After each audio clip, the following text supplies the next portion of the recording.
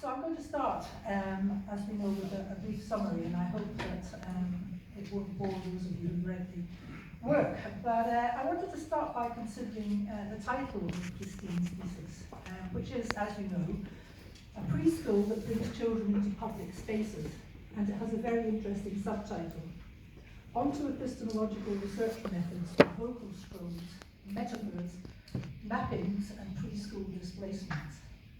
There's a lot to unpack in that subtitle, and I think we'll enjoy doing that this afternoon. But I will briefly discuss bits of that subtitle. But first, let's consider the main title, A Preschool that Brings Children into Public Spaces. The title might seem quite straightforward. Preschool children are sometimes brought into public spaces. We see them in the streets, walking in line with an adult at either end, or we see and hear them in museums and galleries. And indeed, that's partly what Christine did.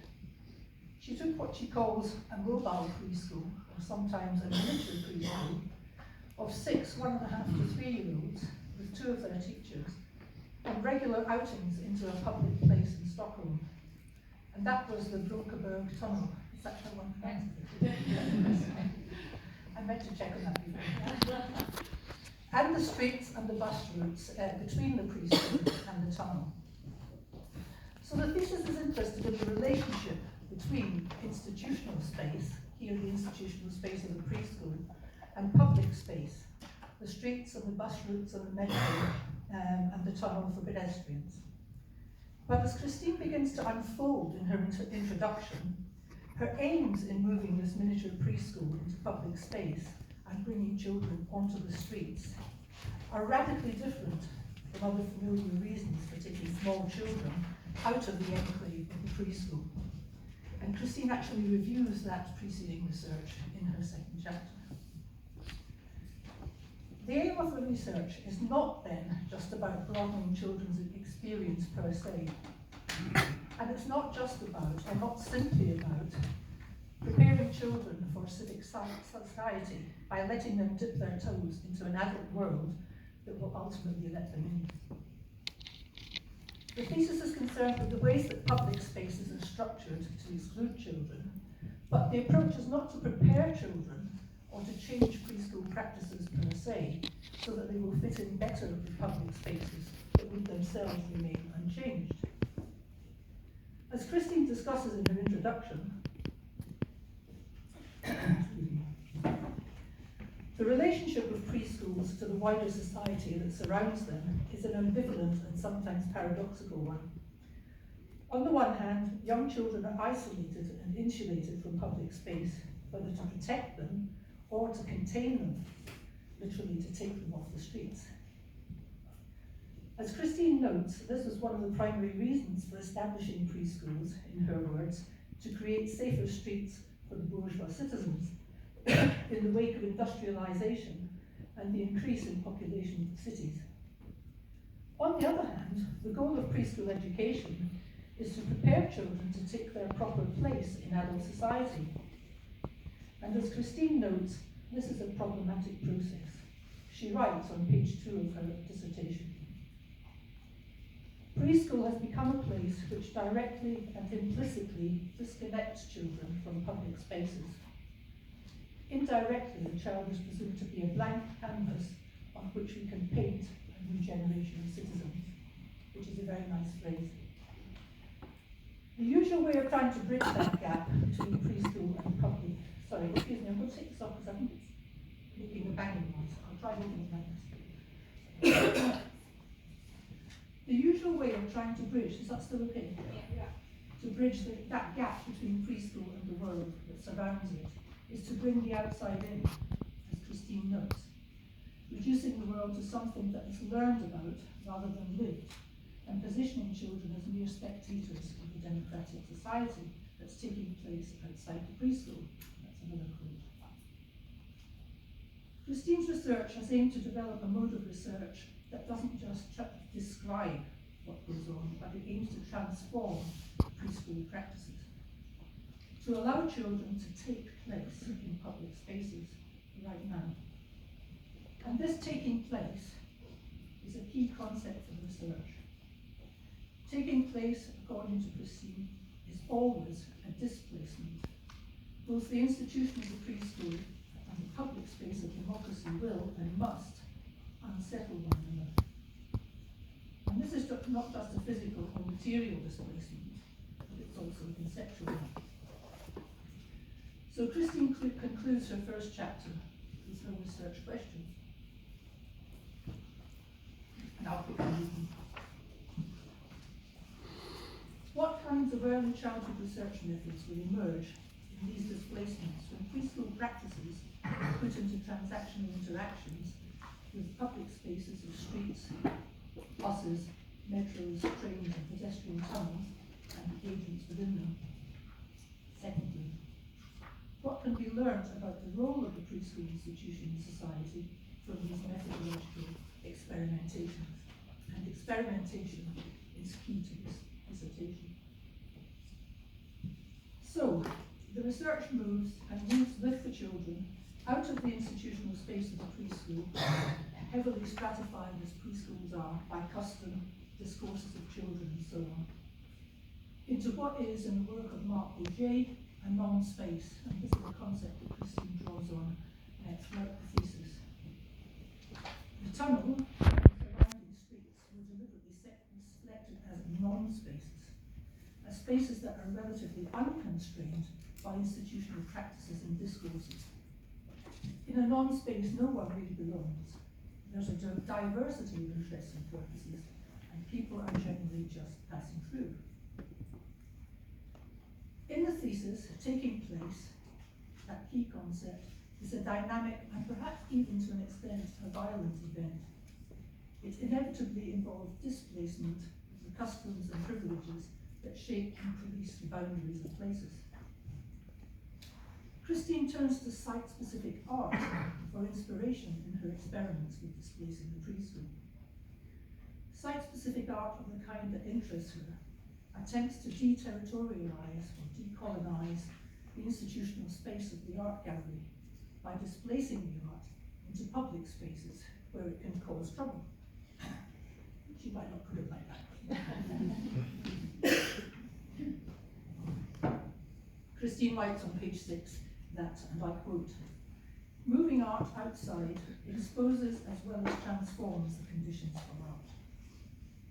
And one of the most exciting provocations for me of the research is that in her description of how moving sites around one another, is that something strange and uncanny seems to happen when, as Christina writes, you place one place into another. She refers to Robert Smithson's site-specific art, for instance, which did this, and also Monica's research. Where's Monica? Monica's site-specific research, which, amongst other things, I learned did very interesting things with swings and bridges. One of Smithson's art events that Christine refers to was one where he had a barge tow soil and stones from Central Park in Manhattan around the island, in a sense making what she calls a miniature mobile version of the park and provoking different ways of thinking about the boundaries between inside and outside. Christine also uses Henri Lefebvre's conceptualization of space as relational, social and material. Space is not just a container for human events, it's a site of activation. Space activates us as we activate it, and she elaborates on that in her thesis. And there are in fact many engaging examples in the thesis of children and adults activating the space that is simultaneously activating them. So she has examples of children carving out space with their voices and their movements and their gestures, and transforming buses and tunnels by doing strange things like sitting in the ground, staying round, calling out to the passers-by, and so on. Taking place also, of course, means simply that something happens. It takes place, as Christine points out. And her research is committed to making something happen, causing something to take place. This is not a trivial point. For one of the main concerns of the dissertation is to transform early childhood research itself. At the heart of the project is the conviction that research should not merely describe or find out about what's going on. Research should be, and indeed always is, deeply implicated in the production of the world. It's one practice among many for world making. And this is one of the things, I think, that Christine means by the onto-epistemological stance of the research.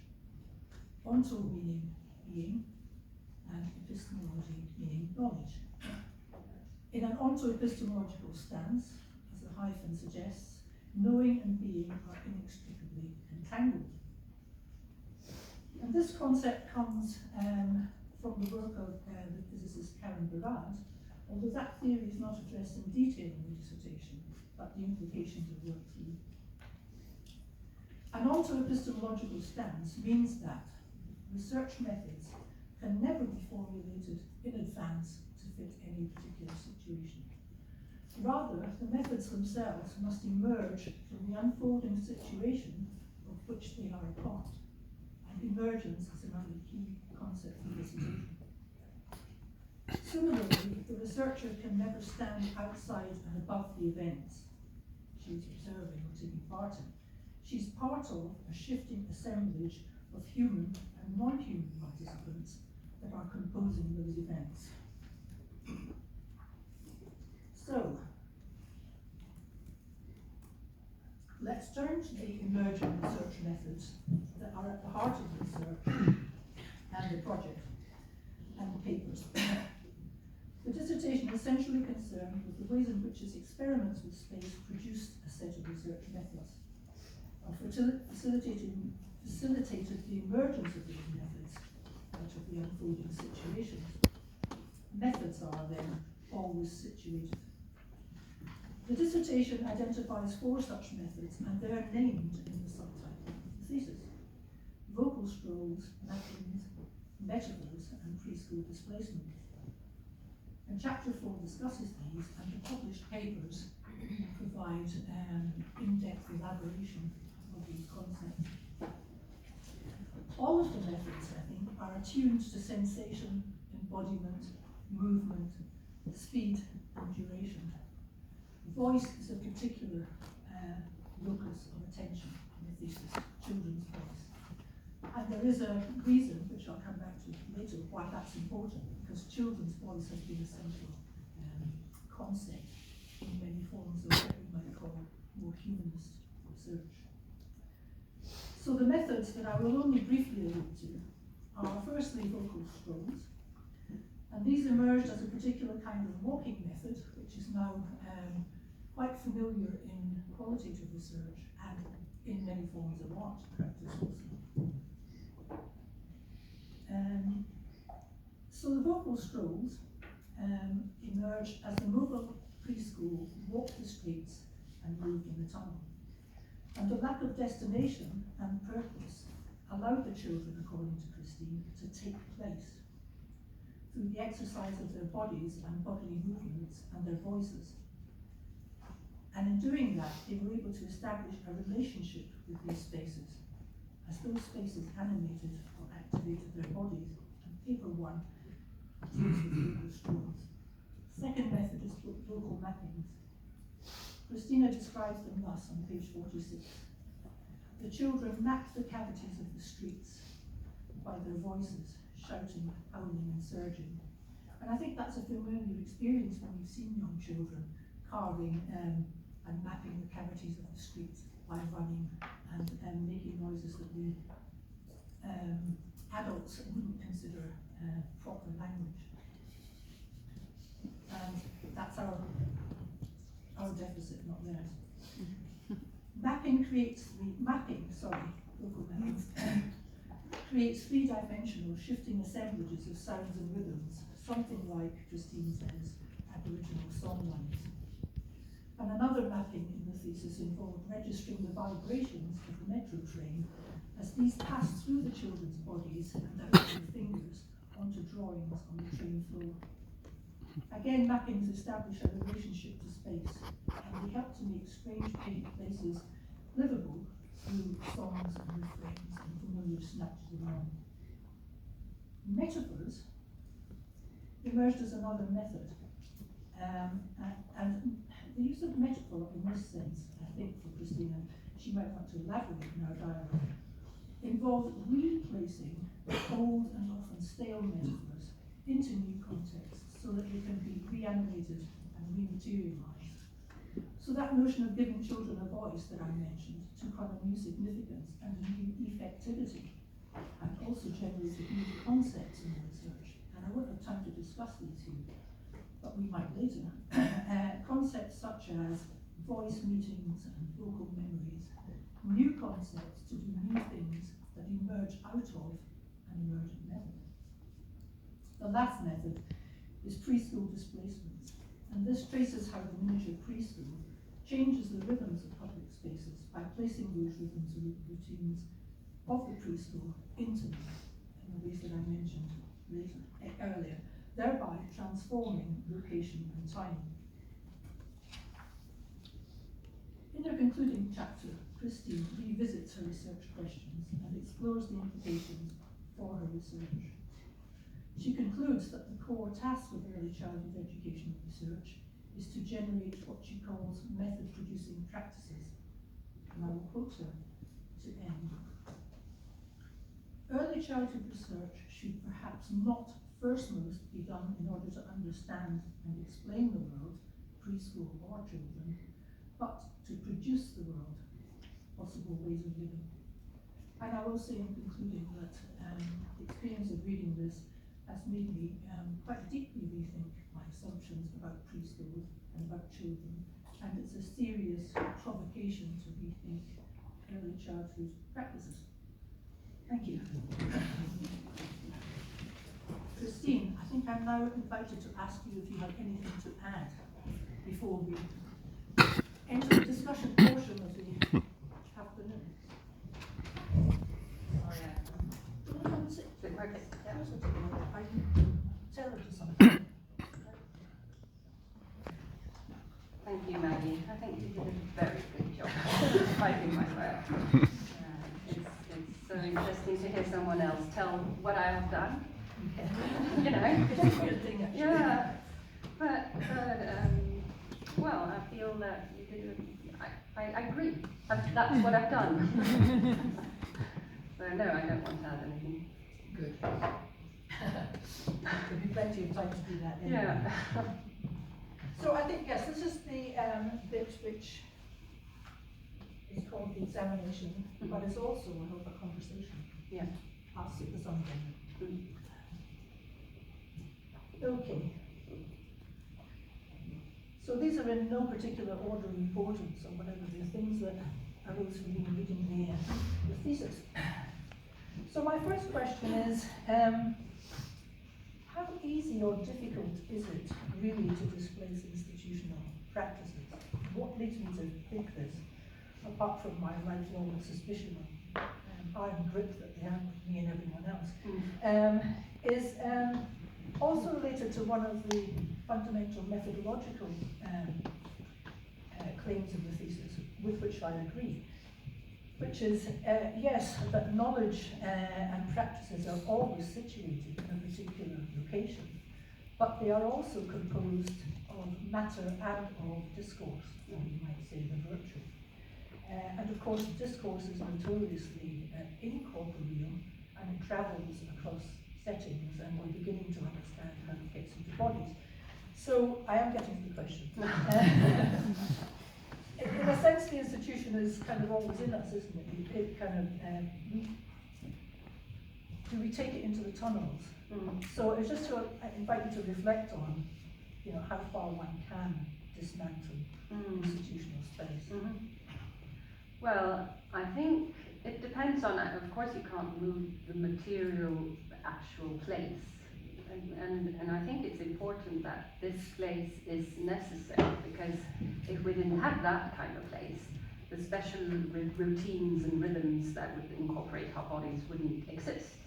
So in order to displace the preschool into these non-institutional places would be to, they're really dependent that there is a very institutional place where rhythms and routines take place. So, come again, say the question. Well, I was just thinking about, while I wholeheartedly endorse the aspiration and actually believe in the method, I was just wondering about, maybe it's a question about what one can do to prolong the unsettling effect. So I was thinking about, in some part of the research, you do go back textually as well as, you know, into the preschool, and you describe its doors, and it's very interesting. But how do you stop the institution, and not just the institution of preschool, but the institution of adult society or developmental psychology, from engulfing the milieu again? I mean, maybe that's a question for further research, but I just but I don't think like that, because I think it should indulge but not dominate. But it's just one part of it. Yes. And well, the risk, of course, is that it becomes dominated because it's a structure which we live with. But should that hinder us from trying? Oh, definitely not. No. I was more looking for pointers, really, rather than... Yeah, all right, yeah. So, well, I think one of the most important things is actually that I really didn't know what was going to happen. That is one way of trying to avoid the way of enacting preschool as we do. Yes. So I was really, the first vocal stroll I did was really, it was quite hard for me, because I'm a teacher, I'm used to lead the children, do this, say this, now we're going to do this, and we went to this tunnel and we went on the bus, and I was just, right, what, are they going to do anything? Really unsecure that anything would happen. And of course, it took time. They were quite small children, and they needed time to process what kind of place this is, and does she really want us to do anything? and I was as insecure as they were, but differently, of course. So I think it's really important not to be too prepared. And that doesn't mean that I wasn't prepared at all, because I was very well prepared. Oh, we'll say something about that, because that interests me. How do you prepare for the unknown? Well, I mean, for me, it was more like feeling the rhythms of the places. So, the first thing I did was actually going to the tunnel, because that was the first place I sort of decided that this is where it's going to take place. And so I sat there, I think around for 3 weeks, I went there 3 times a week and sat in the tunnel, walked in the tunnel. Sometimes I even dared to shout a hoo-hoo, and that's really hard. Give you money. That's really hard to do when you're alone. It was important that we were many, so you don't just go around alone and shout, but I did that sometimes. So, and I could feel the rhythm, so if I went there really early in the morning, it would be really fast rhythm, and people weren't so interested in interaction or anything. They were just passing through, and it was loaded with people. And then lunchtime or before lunchtime, it sort of slowed down around 10ish. And then evening time, it became a bit frightening, actually. It's a dark tunnel and not many people there in some ways. So that was one way of preparing that this is a good rhythm, because when you're this high, kind of this high, you need to have quite slow rhythm in order to be able to handle that kind of situation. And then after that, I went with a group of artist students from Konstfack. I don't know that is English. I've written it down, but I can't remember. College of Art, Yeah. and Design. Thank you. And that's when I learned the importance of the collective, because they were so unafraid of shouting and dancing and doing things, and very dependent that we were many.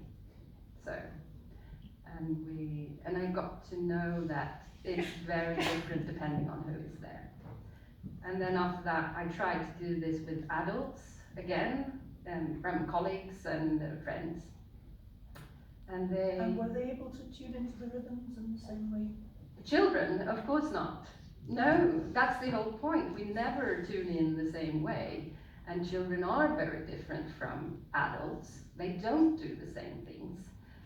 But one way of preparing yourself is that each time you do it with different groups, you will learn that it is different.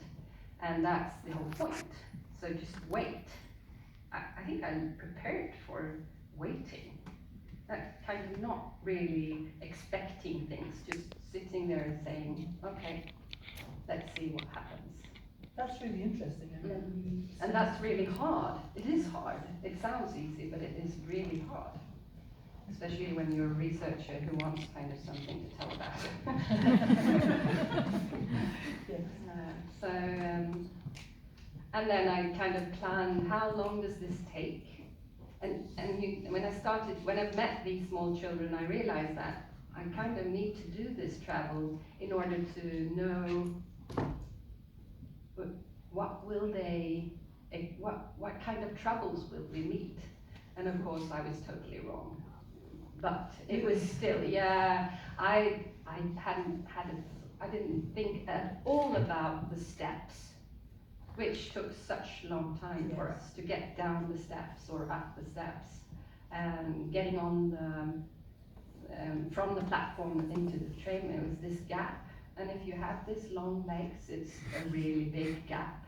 And that sounds terrifying. It was. So they just stopped, and we almost had to wait for the next train the first time until we sort of quickly realized, okay, we'll take your hands and jump together. So, and those kind of things I weren't prepared for. So, but I was more prepared in the rhythms of the places we traveled in, not what the children were supposed to do or how to do it, or sort of, but more feel secure in the unfamiliar, in myself. It's all right, sort of that kind of preparation. I think that's really helpful. It would be really useful to share that at some point in more detail. I think we should do more of that kind of things, not to be prepared for kind of the events, but more of what kind of places do we do our research in. Yeah. Yeah, that also makes me think about, still thinking about returning to the physical space of the preschool. You mentioned in the thesis that little snatches of the non-space stuff cropped up in the school. Children would be doing stuff, playing on a make-believe train, humming and talking about things. And did you similarly just wait in order to do that, or did you plan to do anything? No, I think both. Some of the things the educators planned. So when they heard we were going to do travel, they initiated a project about. So that kind of pretend train was their planning. Oh right, that was as a result of the excursions. Yeah. But then in the very beginning, I also planned that we would do the travels and then bring the travel back into preschool. And that was sort of really a bodily experiences. Of course this doesn't work. I mean, I put the soundings of the tunnel in this room, and now I have this, so it doesn't really work. But the resonance when I played the recordings in another room that was quite small and cramped and packed with texture, sort of, there was no resonance. It was really boring to listen to those kind of things. And children aren't polite enough to sort of talk. So they just looked at each other and said, come on, let's go. Why we're doing this. So that's when I decided that no, the preschool is not going to process what we're doing inside the preschool. It's different places. Again, I think that's a very powerful methodological point to make, because there's such, I mean, certainly in the UK there's curricular and policy pressure to do that, but everything must be funneled through some curriculum argument, whatever. So to have someone say, I deliberately didn't try to make an educational lesson out of it is. And the thing is that we try to process things like if they weren't processed when they were doing it. So perhaps. How do you mean? Well, if the plan was to do the travel and then go back to preschool and do other things and process it in different ways, it sort of says something about when they were in the tunnel, they're really processing it right there, right then, and that maybe that's kind of enough. And then they're bringing in what we did in the tunnel, they brought with them to preschool, but that's something else than processing or learning or sort of, that's just making life, I would say. Yes, or again, moving the outside back inside. Exactly. And that's what we do the whole time. Yeah. Great, oh, thank you for that. I forget where I started, but I really I like where we ended up there. Yeah, I wanted to ask you about art. I had trouble formulating this question. About how you, what you think art is or what it's for, I don't know, I hate those questions. So, I mean, you use art of a particular kind, the site-specific art that goes out of an institution in order to destabilize it. And of course, there are other versions of art that do it the other way around. I'm thinking of, like, you know, Marcel Duchamp's Urinal, or what Mark Dion does with the Colonial Museum by bringing weird stuff back into it. So you can interrupt an institution from the inside as well as displacing it. But I was wondering whether you see, I guess it's what your image of thought of art is, but whether you see it as having an intrinsic propensity for dislocating and transforming, or whether, and sometimes seem to suggest this in this book, you see most art as not having that energy. So, yeah, what do you think about art? There are no right and wrong answers. No. First of all, I don't think I use art. I think I take inspiration from artistic methods. So I'm not producing art, and that's just not because I'm not using these methods to produce art. I'm using these methods to produce early childhood education, and that's kind of important for me because, well, first of all, I'm not an artist, so it's kind of disrespectful for them who are artists. Not everyone can produce art. Sounds a bit institutional. It does, yeah. And the other thing which I kind of elaborate in my thesis is that if we read these site-specific artists' practices, they sort of kind of concludes, I think it's Monica and Katarina Gabrielsson, who says that if these site-specific art practices didn't have the art institutions, how could we give boundaries to what art is? So it is kind of important that there is an institution, not take that away. So what kind of institution am I connected to? Well, it's the early childhood education institution in its different forms. Yeah, no, I can see all of that. I'm still thinking though, you're saying you're not producing art, therefore you don't have to engage with what art can do. But there are other ways of seeing it, so you don't have to be an artist, I disagree, in order to not only creatively deploy art, but to tap into something that art does as a practice or set of practices that other things. So like I think of Deleuze and Guattari's work. Art is a particular set of practices, it's different from science, but they're both devoted, as you would say, researchers to producing change in the world. But Deleuze's own view of art was that, and maybe this is a romantic view, I don't know, that art is about capturing affect and vectors of feeling and colour and line and movements. So in his work on Francis Bacon, that other, especially language can't do. So I was just wondering if you have any image of art. I'm not saying you Alright. have to, but Yeah. you do. Well, then I would say, I think I would say that the site-specific artistic practices that I've been interested in and inspired by, they are interested in producing place and space, and sort of producing sites for art, and that is the kind of art.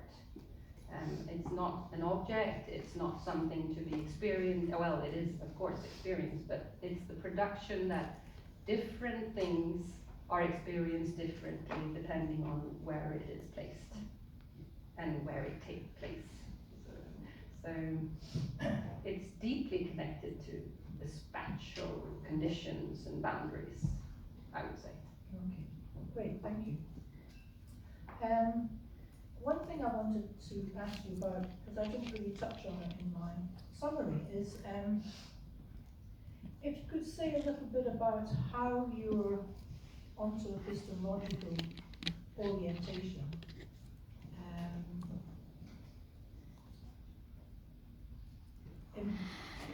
Presupposes a different form of agency from that which you would find in, say, interpretive qualities of research or ethnography. And where is agency in this onto epistemological perspective? Well, it would be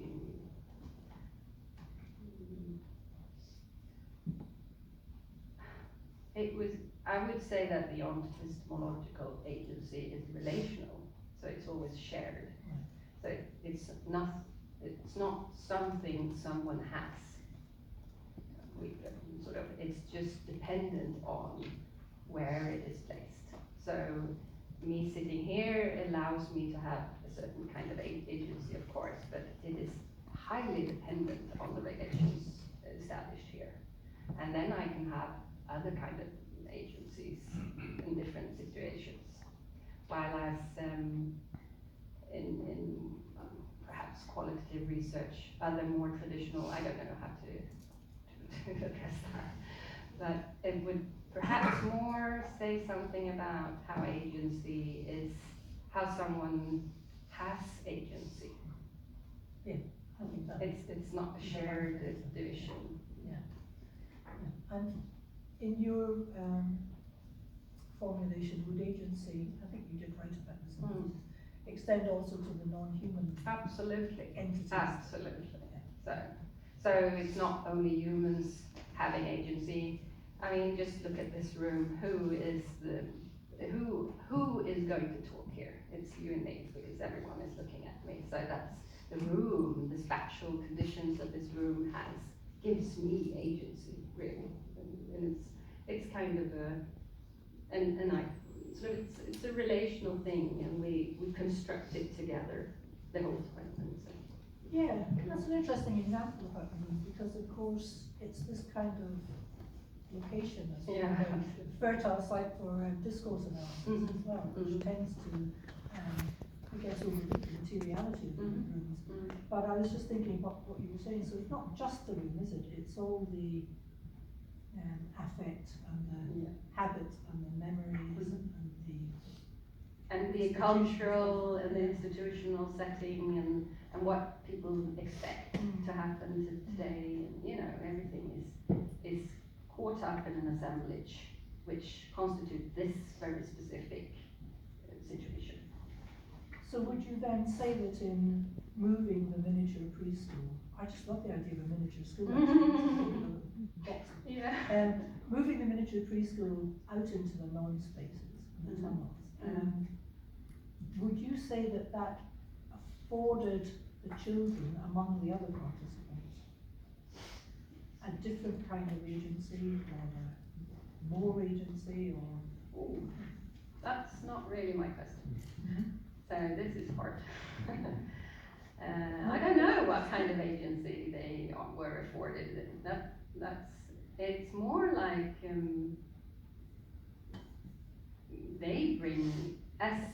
they bring agency. Yes. Yeah. So when they bring their kind of agency, I mean, if you if you consider that you get into a situation you don't know anything about and you don't know how to act, you do something. And you usually you do something that you kind of know from somewhere else that kind of might work. I'll try this sort of thing. And that is a kind of agency. And that kind of responds to what happens there and changes the situation in itself. So that's why I laughed a bit when you said that art was